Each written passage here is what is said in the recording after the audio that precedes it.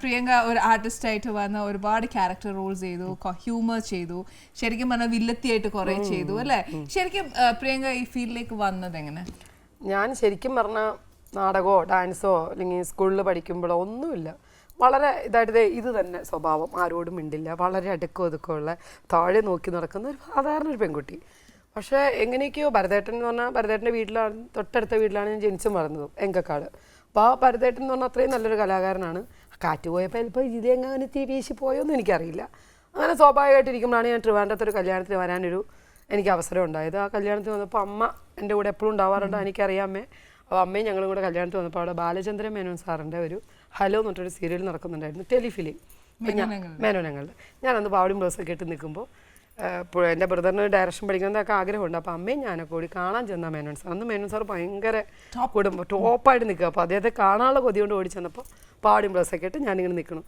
പറഞ്ഞത് മേനോൻ സാർ ചോദിച്ചു, ഇവൾക്ക് അഭിനയിക്കാൻ തമ്മിൽ പിന്നെ ഈ അറിയാതെ ഇവൻ്റെ വായിന്ന് വന്നു, എനിക്ക് ഭയങ്കര അഭിനയമാണെന്ന് പറഞ്ഞു. എന്നാൽ ശരി ഇപ്പോൾ വീട്ടിൽ പോയിക്കോ, ഞാൻ വെറുതെ വിളിച്ച് പറയാം, അങ്ങോട്ട് ചെന്നോളൂ എന്ന് പറഞ്ഞു. ഞാൻ ചെന്നു.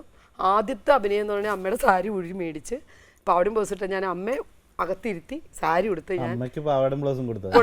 അല്ല എന്ത് ചെയ്യാൻ പറ്റും, വേറെ ഡ്രസ്സൊന്നുമില്ല, അഭിനയിച്ച് പോവും വേണം. അങ്ങനെ ഫസ്റ്റ് സീൻ ചെയ്തെന്താണെന്ന് വെച്ചാൽ ഈ ടെലിഫോണിനെ കുറിച്ചുള്ള എന്തോ ഒരു അത് ഉപയോഗിക്കുന്നതിൻ്റെ ഒരു ഇതാണ്. ഒത്തിരി സമയം നമ്മൾ ഫോൺ യൂസ് ചെയ്യരുത്. ദോശ അടുപ്പത്തിട്ടിരിക്കുന്ന അമ്മ വിളിക്കുന്നു, വെപ്രാളുള്ള സീനായിരുന്നു. ഇത് കറക്റ്റായിട്ട് അഭിനയിക്കേണ്ടി വന്നില്ല. അതങ്ങ് ചെയ്തപ്പോ ക്യാമറയും ഈ ആൾക്കാരും എല്ലാവരും കണ്ടപ്പോൾ എനിക്ക് അങ്ങോട്ട് വെപ്രാളം മൂത്തിട്ട് എന്താ ചെയ്യേണ്ടതെന്ന് അറിയില്ല. Correct first take okay. ഓ ഭയങ്കര കയ്യടി. ഞാൻ വിചാരിച്ചത് എന്താ ഈ കാണുന്നതെന്ന്. അവരറിയില്ലോ ഇവിടെ കിടന്ന് ഇങ്ങനെ പുകയുന്നു, അവര് കയ്യടിച്ച് ചിരിക്കുന്നു, നമ്മൾ നോക്കിയപ്പോ അതിന്റെ ആ ഒരു വാല്യൂം ആ സീരിയസ്നെസ് എന്തായിരുന്നു എന്നുള്ളത് നമ്മൾ മനസ്സിലാക്കി അല്ലേ ശരിക്കും. പക്ഷെ മേനോനങ്ങളൊക്കെ ആ ഒരു ആർട്ടിസ്റ്റ് അസലായിട്ട് ചെയ്തു എന്നുള്ളതുള്ള അവരത് മനസ്സിലാക്കി എന്നോട് പറഞ്ഞു. അത് കഴിഞ്ഞാൽ അവിടെ തന്നെ ഉണ്ടായിരുന്നതാണ് എന്നെ വിയറ്റ്നാം കോളനി എന്ന് പറഞ്ഞ പടത്തിലേക്ക് അപ്പം തന്നെ വിളിക്കുക. ഞാൻ അതിൽ പോയി അഭിനയിച്ചപ്പോൾ ഭയങ്കര വന്നു. അപ്പം അങ്ങനെ വലിയ കുഴപ്പമില്ലാതെ നാടക നടി ആവാൻ പ്രിയങ്ക ഉണ്ടെന്ന് പറഞ്ഞിട്ട് മാന്നാർമത്തായി കുറേ നാടക നടി ചെയ്തു. അത് കഴിഞ്ഞ് കുറേ കഴിഞ്ഞപ്പോൾ പിന്നെ കുറച്ച് ഇങ്ങനെ ഇരുന്ന ഞാൻ കുറച്ചൊക്കെ മിനിക്ക് തുടങ്ങി, വണ്ണൊക്കെ വെച്ചു. കാരണം 14 വയസ്സാണെന്ന്. അമ്മ എങ്ങനെ ഇരിക്കുന്നു? അമ്മ അമ്മയുടെ വിചാരം എന്തായിരുന്നു അറിയാം, അത് കേൾക്കണം. അമ്മ എന്നെ ഇങ്ങനെ എല്ലാ ലൊക്കേഷനിലും കൊണ്ടുപോയി നടന്ന് അവസാനം കല്യാണമായി. ഓ ഇനി എനിക്ക് വല്ല കാശി രാമേശ്വരമൊക്കെ പോകാം, ഇനി ഇവളെ നോക്കണ്ടല്ലോ. അമ്പലത്തിലും മോൻ കുവൈറ്റിലാണ്, ബ്രദർ കുവൈറ്റിലാണ് വർക്ക് ചെയ്യണം, വൈഫും കുഞ്ഞും അവിടെയാണ്. അപ്പം അമ്മ ഇടയ്ക്ക് അവിടെ പോയി നിൽക്കാം, ഇനി എൻ്റെ ശല്യം ഇല്ലല്ലോ എന്ന് വിചാരിച്ചു. ഞാനും കല്യാണം കഴിഞ്ഞ് അങ്ങനെ വീട്ടിൽ പോയി സുഖമായിട്ട് അവിടെ തന്നെയായിരുന്നു. ഞാൻ പ്രഗ്നൻ്റ് ആയി കഴിഞ്ഞപ്പോൾ പിന്നെ പ്രസവത്തിൻ്റെ സമയം ഇതൊക്കെ ആയപ്പോൾ അമ്മയ്ക്ക് പിന്നെ ഇങ്ങനെ നിൽക്കേണ്ടി വന്നു. കുഞ്ഞായി കഴിഞ്ഞപ്പോൾ എന്തായി, അമ്മയ്ക്ക് എന്നെ നോക്കണം, കുഞ്ഞിനെ. ഷൂട്ടിങ് തുടങ്ങിയപ്പോൾ എന്തായി, എനിക്ക് ഷൂട്ടിങ് പോണി അമ്മയില്ലാതെ പറ്റുമോ? അമ്മ പോയപ്പോ അത് കഴിഞ്ഞപ്പോ ഇരട്ടിയായി. ഇപ്പോഴും അമ്മ എന്റെ കൂടെ തന്നെയുണ്ട്. എന്ത് കഷ്ടം. അമ്മയ്ക്ക് ആശ്വാസം വേണ്ട, അമ്മയ്ക്ക് വീട്ടിൽ ഇരിക്കുന്നതാണ് ആശ്വാസക്കേട്. എന്റെ കൂടെ വരുന്ന അമ്മയ്ക്ക് ഇഷ്ടം. ശരിക്കും അമ്മ ഭയങ്കര ആക്റ്റീവ് ആയിരുന്നില്ലേ പ്രിയങ്കയുടെ എല്ലായിടത്തും? എന്നോട് കാണുന്നവരൊക്കെ ചോദിക്കും, പ്രിയങ്ക എന്തിനു പ്രിയങ്ക ഈ അമ്മ ഇത്രയും പ്രായമായിട്ട് കൊണ്ടുവരുന്നു? ഞാൻ പറഞ്ഞു സോറി, നിങ്ങളുടെ അമ്മയല്ല എൻ്റെ അമ്മ. എൻ്റെ അമ്മയ്ക്ക് വീട്ടിൽ കുത്തിരിക്കുന്നത് ഇഷ്ടമല്ല. ഞങ്ങളുടെ കൂടെ വന്ന് നിങ്ങളെയൊക്കെ സംസാരിച്ച് കണ്ട് അവർക്ക് അതാണ് മനസ്സിന് സുഖം ചെയ്തു കൊടുക്കുക. ഇനി അനൂപ് ചേട്ടന്റെ വിശേഷങ്ങൾ പറയൂ, എന്താ ചെയ്യുന്നത്? എൻ്റെ വിശേഷം ഇപ്പം TV പ്രോഗ്രാംസാണ് കൂടുതൽ ചെയ്യുന്നത്. അത് നമ്മൾ മുന്നണിയിലല്ല, കൂടുതലും പിന്നണിയിലാണ്. സ്ക്രിപ്റ്റ് ഡയറക്ഷൻ അങ്ങനെയൊക്കെയാണ്. നമ്മളൊരു സ്വന്തം പ്രോഗ്രാം ഇങ്ങനെ പോകുന്നുണ്ട് മറ്റൊരു ചാനലിൽ തന്നെ ഞാൻ വർക്ക് ചെയ്യുന്നത്. അങ്ങനെ പിന്നണി പ്രവർത്തനമാണ് ഏറ്റവും കൂടുതൽ സ്ക്രിപ്റ്റ്.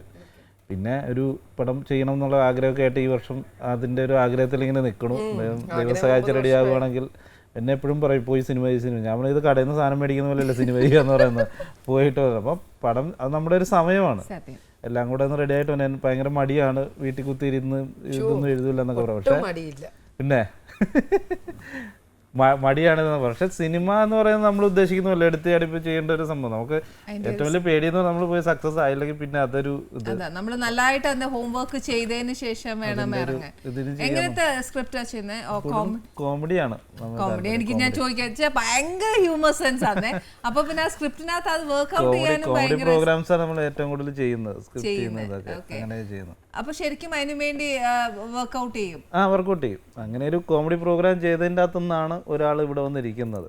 അപ്പൊ എനിക്കത് മനസ്സിലായി. പറയാൻ മറന്നുപോയി അനൂപ് ചേട്ടാ, അതൊന്ന് പറഞ്ഞേ. അതെ, അത് അപ്പൊ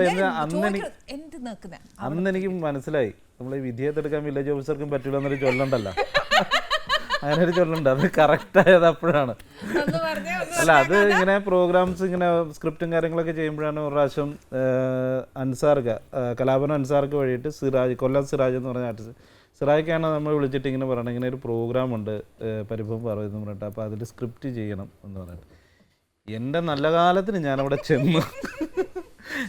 ചെന്നു സംസാരിച്ചു. അപ്പോൾ ഭയങ്കര ജാടയിൽ സിനിമാടി ഉറക്കത്തിൽ നിന്ന് എണീറ്റ് വരുന്നു. ഞങ്ങൾ ചെന്ന് സ്ക്രിപ്റ്റ് പറയാൻ പോകുമ്പോൾ അവിടെ നിന്ന് ഭയങ്കര ഇതായിട്ട് പറയൂ എന്നൊക്കെ പറഞ്ഞിട്ട് നമ്മൾ 2 സ്ക്രിപ്റ്റ് പറയുന്നു. ഇതൊന്നും നമുക്ക് പറ്റിയതല്ല, വേറൊരു റൂട്ടിലൊക്കെ ആക്കണം. അപ്പൊ ഞാൻ വിചാരിച്ചു പയ്യന്മാര് വന്നിരിക്കുന്നത് എൻ്റെ മുമ്പിൽ, എന്നിട്ട് അവര് ഭയങ്കരമായിട്ട് പറയുമ്പോൾ ഞാൻ പറഞ്ഞു, നിങ്ങളിത് എന്താണ് 3 മിനിറ്റ് പ്രോഗ്രാമാണ്, നിങ്ങൾ ഇതൊരുമാതിരി ഒരു 10 എപ്പിസോഡ് എഴുതി കൊടുത്താൽ ഞാൻ എന്ത് ചെയ്യാനാ, നിങ്ങൾ ഇതൊക്കെ കൊണ്ട് തിരുത്തി മാറ്റി എഴുതിയിട്ടുണ്ട്. അപ്പോഴേ ഞങ്ങൾ തീരുമാനിച്ചെന്നാ പോവാന്ന് നമ്മൾ ചെയ്ത് ശരിയാകത്തില്ല, ചെയ്യണ്ടായിരിക്കും. അപ്പോഴും ദൈവം നമ്മളവിടെ വിട്ടില്ല. വരാനുള്ള ഇപ്പൊ കുറച്ച് വീണ്ടും തള്ളി അങ്ങോട്ട് വിടുമായിരുന്നു.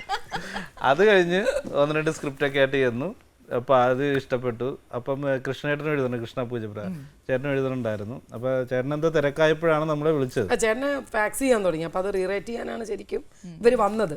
അപ്പം അത് വന്നു, പിന്നെ അത് സ്ക്രിപ്റ്റ് ചെയ്യാൻ തുടങ്ങി. പിന്നെ അങ്ങനെ സ്ക്രിപ്റ്റ് ചെയ്ത് സംസാരമായി. അങ്ങനെ ജീവിതത്തിന്റെ സ്ക്രിപ്റ്റിങ്ങിലേക്ക് ഇങ്ങനെ എന്റെ മനസ്സിലേ ഇങ്ങനെ ഒരാളല്ല. ഇല്ല, ഞാനായിട്ടല്ല ചോദിച്ചു നോക്ക്, ഞാൻ അങ്ങോട്ട് നോക്കുന്ന പോലും ഇല്ല.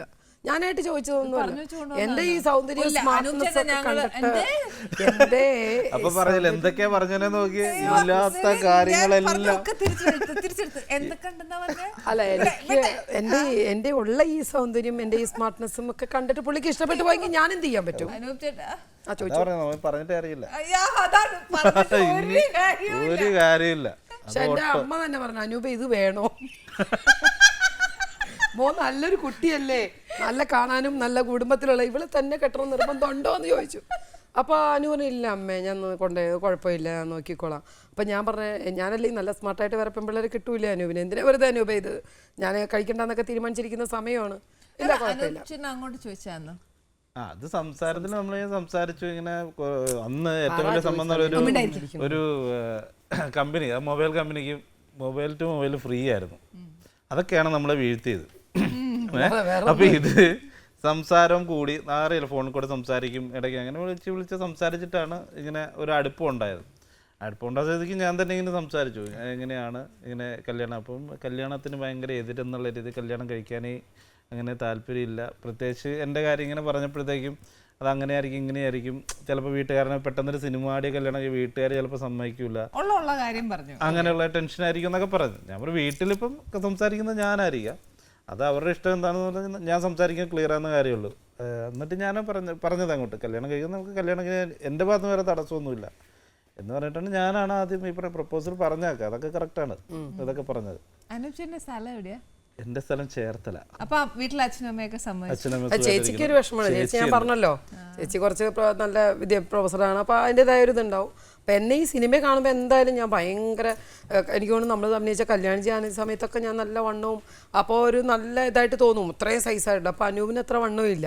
അപ്പോൾ ചേച്ചിയുടെ മനസ്സിൽ മുഴുവൻ ഇത് അമ്മയും മോനും പോലെ ഇരിക്കുമോ എന്നൊക്കെയാണ് ചേച്ചിയുടെ മനസ്സിൽ. ഞാൻ പറഞ്ഞു, ചേച്ചിക്കത് കണ്ടിട്ട് ഇഷ്ടപ്പെട്ടില്ലെങ്കിൽ ഞാൻ പിന്മാറാൻ തയ്യാറാണ്, എന്തെങ്കിലും കാരണം ഞാനായിട്ട് ഉണ്ടാക്കിക്കോളാം. കാരണം എനിക്ക് നിങ്ങളെല്ലാവരും ഉള്ളൊരു ലൈഫാണ് എനിക്ക് വേണ്ടത്. എനിക്ക് അനൂപിനെ വിളിച്ചുകൊണ്ട് ഓടി പോകാൻ അമ്മയുടെ എടുത്തുകൊണ്ട് എനിക്ക് ആഗ്രഹമില്ല. ചേച്ചി വേണം, അച്ഛനും അമ്മയും വേണം, നിങ്ങളുടെ കുടുംബം വേണം, ഇല്ലെങ്കിൽ നമുക്കിവിടെ ഞാൻ ഡ്രോപ്പ് ചെയ്തോളാം, ഞാനായിട്ട് മാറിക്കോളാം, എന്തെങ്കിലും കാരണം അനൂപിനെ ഞാൻ ഉണ്ടാക്കി കൊടുത്തോളാം എന്ന് പറഞ്ഞപ്പോൾ ചേച്ചി പറഞ്ഞു, എന്തായാലും പ്രിയ ഞാൻ മദ്രാസിൽ ഞാൻ വരട്ടെ എന്ന് പറഞ്ഞു. ചേച്ചി വന്നു, കണ്ടു കഴിഞ്ഞപ്പോൾ ചേച്ചിയെ കാണാൻ വേണ്ടി വന്നൊരു വരവുണ്ട്. മാക്സിമം ഇറക്കെ പിടിച്ച് വണ്ണം കുറവ് തോന്നിക്കാൻ വേണ്ടിട്ട് അതേപോലെ വെച്ച് വളരെ കഷ്ടപ്പെട്ട് അന്നും ജിമിക്കുണ്ട്, അന്നും ജിമിക്ക് വിട്ടിട്ടില്ല, ഭയങ്കര പാവമായിട്ടൊക്കെ വന്ന് വിറച്ചൊക്കെ ചേച്ചിയുടെ മുമ്പിൽ ഇരുന്നപ്പോൾ ചേച്ചി കുറെ നേരം നോക്കി തോന്നുന്നു, ഇത് പ്രിയ തന്നെയാണോ? അല്ല, ചേച്ചി വിചാരിച്ച ഫിറിയല്ല. ചേച്ചി മറ്റേ മുണ്ടും ബ്ലൗസും ഇതൊക്കെ ഇട്ട് അഭിനയിക്കുന്നതും സാരി എടുത്ത് ആ ഒരു ഭയങ്കര ഹൈറ്റും ഇതൊക്കെ ഉള്ള ഒരാളാണ് ചിന്തിക്കുന്നത്. പിന്നെ സംസാരിച്ച് വന്നപ്പോൾ ചേച്ചി പറഞ്ഞു, എടാ നിനക്ക് ചേരും കേട്ടോ, കുഴപ്പമൊന്നുമില്ലെന്ന്. ശ്വാസം നേരെ വേണം. പിന്നെ ഇവരെ ജഗജിലി 4 അമ്മാവന്മാരെ ഇനി സമ്മതിക്കണ്ടേ. അപ്പം ഞാൻ പറഞ്ഞു, ഇനി എല്ലാവരും കൂടെ എനിക്ക് വേണ്ടത് അച്ഛൻ, അമ്മ, ചേച്ചി, ചേച്ചിയുടെ ഹസ്ബൻഡ്, എൻ്റെ വീട്ടുകാർ, ഇത്രയും പേരുണ്ടെങ്കിൽ മതി. ഇനി അമ്മാവന്മാരെല്ലാവരെയും സമ്മതിപ്പിച്ചു കൊടുക്കുന്നത് ചിലപ്പോൾ ഇത് ഒരാൾ പറഞ്ഞാൽ നിങ്ങൾ, അപ്പോൾ അവർ പറഞ്ഞു അതൊന്നുമല്ല, ഒക്കെ ചെയ്തോളാം എന്ന് പറഞ്ഞിട്ട് അങ്ങനെയാണ്. എല്ലാവരും വേണം, അല്ലാതെ നമുക്ക് വിളിച്ചോണ്ട് ഓടിപ്പോവാനൊന്നും എനിക്ക് താല്പര്യമില്ല. അത് നടന്നു, ഇപ്പോഴും അങ്ങനെ തന്നെ. എൻ്റെ അമ്മ പറഞ്ഞു, ഇവിടെ 3-ാം ദിവസം ഇങ്ങോട്ട് തിരിച്ചു വരും കേട്ടോ അനൂപയെ സൂക്ഷിച്ചോളെ. അത് പറഞ്ഞ എന്നെ വീട്ടിൽ നിന്ന് എന്നെ വിട്ടത്. മൂന്ന് ദിവസം കഴിഞ്ഞിട്ട് വരുന്ന പറഞ്ഞാൽ അമ്മ പിന്നെ എന്നെ കാണുന്നത് 3 വർഷം അല്ലാതെ ഈ കഴിഞ്ഞിട്ട്. 3-ാം ദിവസം വരുമെന്ന് പറഞ്ഞാൽ പ്രധാന കാര്യം വേറെ വഴക്കുണ്ടാക്കിയിട്ടല്ല, ചിക്കൻ ഭയങ്കര ഇഷ്ടമായിരുന്നു. അപ്പൊ നമ്മുടെ ഏരിയയിൽ അവിടെ വീട്ടിൽ വന്നാൽ അത് നോൺ വെജ് ഒന്നും വെക്കില്ല. ആ ഏരിയയിൽ നമുക്കിത് ഫോൺ ഹലോ കൊണ്ടുവരട്ടെ ബിരിയാണി കൊണ്ട് അപ്പുറത്ത് വെച്ചിരുന്നാൽ മതിയേ, ഹലോ ചിക്കൻ അല്ലേ കൊണ്ടുവന്ന, ഇത്രയേ ഉള്ളൂ. ഇവിടെ അതില്ലല്ലോ. അപ്പൊ ഞാൻ അമ്മ വിചാരിച്ചു ഞാൻ അവിടെ ചെന്ന് ഇതൊന്നും ഇല്ലാതെ. അമ്മ ആദ്യം എന്നോട് ചോദിച്ചാൽ അടുത്ത വല്ല കോഴിക്കട വല്ലതും ഉണ്ടോന്ന് ചോദിച്ചു. അവിടെ ചുറ്റുപാട് അന്വേഷിക്കില്ല, പെണ്ണിന്റെ ചുറ്റുപാടല്ല അന്വേഷിക്കില്ല, ചെറുക്കന്റെ ചുറ്റുപാട് അന്വേഷിച്ചു ആദ്യം. കോഴിക്കട ഉണ്ടോ, കാരണം ഇവിടെ നിൽക്കണമെങ്കിൽ കോഴിക്കട വേണം. പക്ഷെ ഇവരുടെ വീട്ടിൽ ഞാൻ വരുമ്പോ അത്ര ചിക്കൻ വെപ്പൊന്നും ഉണ്ടായിരുന്നില്ല. പിന്നെ വെപ്പ് തന്നെയായി പോയിന്നുള്ളൂ. ചിക്കൻ മേടിക്കുന്നു, ഉണ്ടാക്കുന്നു, കഴിക്കുന്നു, മുറ്റത്ത് കൊടുന്ന് വെച്ച് വറക്കുന്നു, കഴിക്കുന്നു, ഇതൊക്കെയായി. ഞാൻ ചെന്നപ്പോ ഇവരെയൊക്കെ മാറ്റിയെടുത്ത് ഞാൻ